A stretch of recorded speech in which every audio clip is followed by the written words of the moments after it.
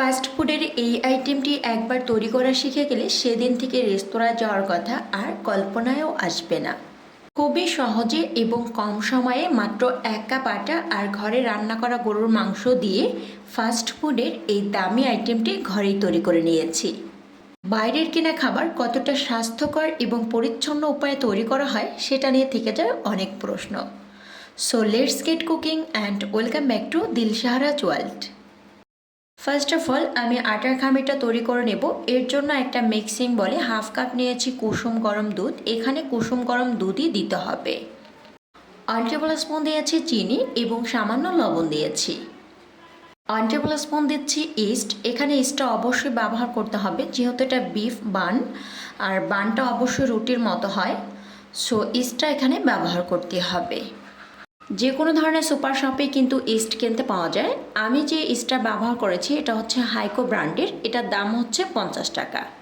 দুধের সাথে ইস্টটা মিক্স করার পরে ইস্টটা যাতে অ্যাক্টিভ হয় এজন্য রেস্টে রেখে দিয়েছিলাম 5 মিনিটের জন্য। 5 মিনিট পরে আমি 1 কাপ দিয়েছি আটা। এরপর দুধের সাথে আটাটাকে খুব ভালো করে মিক্স করে নিচ্ছি। আটার পরিবর্তে আপনি চাইলে এখানে ময়দা দিতে পারেন। যে কোনো খাবারই আটার পরিবর্তে ময়দা দিয়ে তৈরি করলে সেটার টেস্ট কিন্তু ভালো আসে। আটা মিক্সচারের কাজটা চামচ দিয়ে খুব ভালো হবে না, তাই আমি হাত দিয়ে প্রায় 5 মিনিটের মতো এটাকে স্প্রেড করে নিচ্ছি। আটার খামিরটাকে রেস্টে রেখে দেবো 30 মিনিটের জন্য। এই 30 মিনিটের মধ্যে কিন্তু আটাটা অনেক ফুলে উঠবে। এখানে আমি রান্না করা মাংস নিয়েছি 2 পিস। এখন এই মাংসের পিসগুলোকে ঝুরি করে নেব। একটা পেঁয়াজ কুচি দিয়ে দিচ্ছি আর 1 টেবিল স্পুন দিয়ে দিচ্ছি মাংসের ঝোল। এখানে আর কোনো ধরনের মশলার ব্যবহারের দরকার নেই যেহেতু মাংসটা আগে থেকেই কুক করা। ঝামেলা এড়াতে আমি আজকে কুক করা মাংস দিয়ে এই বানটা তৈরি করেছি। আটার খামিটা অনেকটা ফুলে উঠেছে, যদিও আমি 30 মিনিট রেস্টে রাখতে পারিনি। 30 মিনিট রেস্টে রাখলে কিন্তু এটা আরও অনেকটা ফুলে উঠত। আটার খামিরের মধ্যে অনেক এয়ার ক্রিয়েট হয়েছে। এখন চেপে চেপে এই এয়ারগুলোকে বের করে নিচ্ছি। এখানে আমি প্রায় 2 টেবিল স্পুনের মতন দিয়েছি রেগুলার রান্নার তেল। এখন এই আটার খামিটাকে একটু সময় নিয়ে খুব ভালো করে মথে নিতে হবে। একটা ব্রেড বোর্ডে আমি সামান্য আটা নিয়ে নিচ্ছি। এরপর এই আটার খামিটাকে খুব ভালো করে মথে নেব। আটার খামিটা মথে নেওয়া কিন্তু বেশ ইম্পর্টেন্ট একটা বিষয়। এই নাস্তাটা ফার্স্ট দেখায় একটু ঝামেলার মনে হলেও আমি কথা দিচ্ছি একবার যদি এই নাস্তাটা আপনি তৈরি করে শিখে নেন তাহলে কিন্তু রেস্তোরাঁ যাওয়ার কথা একদম ভুলে যাবেন। এখন আমি এই আটার খামিটাকে 4টা ভাগে ভাগ করে নিচ্ছি। 1 কাপ আটাতে আমাদের 4টা বান তৈরি হবে। বান তৈরির শেপটা ভিডিওটি একটু ভালো করে ফলো করলেই কিন্তু বুঝতে পারবেন। এই নাস্তাটা আপনি যদি কারোর সামনে প্রেজেন্ট করেন তাহলে কিন্তু সে বিশ্বাসই করবে না যে এটা ঘরে তৈরি করেছেন।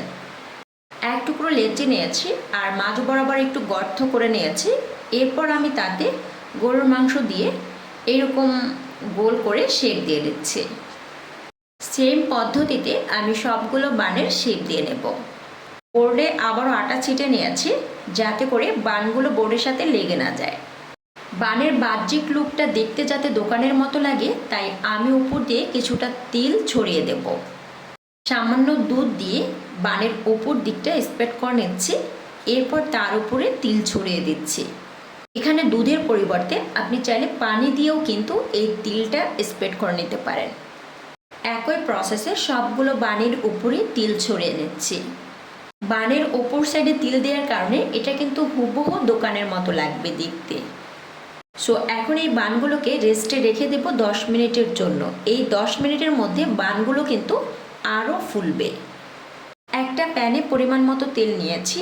তেলটা কিন্তু একদম হাই ফ্লেমে গরম করা যাবে না, এতে করা হবে কি বানগুলো দেওয়ার সাথে সাথে কিন্তু ব্যাক সাইডটা পুড়ে যাবে। এখন গ্যাসের ফ্লেমকে লোতে রেখে এই বানগুলোকে একটু সময় নিয়ে ভেজে নিতে হবে। বানের উপর সাইডটা আমি এভাবে তেল স্প্রিঙ্কলিং করছি, এতে করা হবে কি উপর সাইডটাও কিন্তু খুব ইজিলি কুক হয়ে যাবে। এক সাইডটা কিন্তু হয়ে গিয়েছে আর বানটা যেহেতু খুবই সফট তাই একটু আলতো হাতে এগুলোকে কিন্তু উল্টে পাল্টে দিতে হবে। দিলশাহরাজ ওয়ার্ল্ড চ্যানেলে এরকম সহজ সুস্বাদু এবং মুখরোচক অনেক ধরনের বিকেলের নাস্তার রেসিপি রয়েছে, চাইলে দেখে নিতে পারেন। ওয়াও, বানের ফ্রন্ট এবং ব্যাক দুটো সাইডই কিন্তু ভীষণ কালারফুল হয়েছে আর দেখতে একদম হুবহু দোকানের মতো লাগছে। সো এই সুন্দর রেসিপিটি অবশ্যই বাসায় একবার ট্রাই করার অনুরোধ করছি। এই বানটা এভাবে তেলে ফ্রাই করা ছাড়াও কিন্তু শুধু বেক করে নিতে পারেন, অথবা ইলেকট্রিক ওভেনেও কিন্তু এটা বেক করে নেওয়া যায়। তেলে ভাজা হলেও এটার ভেতরে চিটচিটে তেল থাকা নিয়ে কোনো ধরনের সন্দেহ নেই। এক পিস নাস্তা আমি একটু ভেঙে দেখিয়ে দিচ্ছি এর ভেতরটা কতটা জুসি এবং কালারফুল হয়েছে। সো আপনারা দেখছিলেন দিলশাহারাজ ওয়ার্ল্ড। এরকম সুন্দর, সহজ এবং সুস্বাদু রেসিপি পেতে অবশ্যই দিলশাহারাজ ওয়ার্ল্ডের সাথেই থাকবেন। ভিডিওটি ভালো লাগলে একটি লাইক করবেন এবং চ্যানেলটিতে সাবস্ক্রাইব করে পাশে থাকার আমন্ত্রণ করছি। আবার দেখা হবে নতুন কোনো এপিসোড নিয়ে।